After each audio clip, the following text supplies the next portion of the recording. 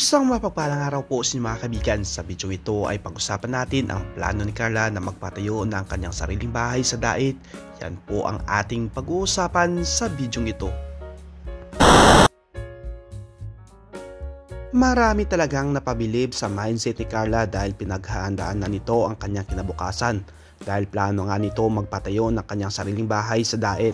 Kung naalala nyo po mga kaibigan, noong 19th birthday ni Carla ay nakatanggap ito ng malaking halaga na pera sa kanyang mga sponsor, kaya agad nitong pina-time deposit para hindi nito magastos.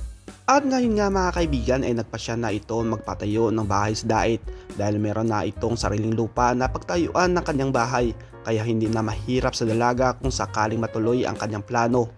Tinanong ito ni Kuya Rab sa dalaga sa kanilang latest na vlog kung ano ang kanyang gagawin sa kanyang natanggap na pera noong 90th birthday. At confirm nga mga kaibigan, ito po ang kanyang sagot. Ano nga palang plano mo, diba? Parang yung sponsors nung nag-dibo na nag-birthday ka is parang ang sabi, parang gusto ko nilang pagawa ng bahay dito sa Dait. Ano yung masasabi mo doon? Diba may lupa ka na? Then, ikaw, anong plano mo? Siguro po yung pera po na nakuha ko po nung birthday ko po is naka-time deposit po. Tapos yun nga po, yun po yung ipapagawa ko. Okay. Galing. Tama naman yun. Kasi mas malapit, mas maganda, diba? Saka yung bahay niyo doon, sa inyo pa rin naman yun eh. Okay pa rin naman yun. And yung bahay naman dito sa yun naman kasi yung bahay niyo doon sa Tarong, is kinamama mo yun, kay papa mo.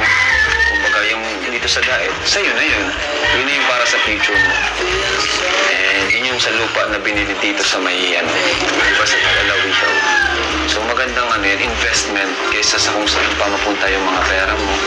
Ang mahal, at least, hindi ka na problema sa bahay. Kasi kadalasan, ang mga nagtatrabaho, unang goal nila magkabahay. At least ikaw, andong ka na, may bahay ka na.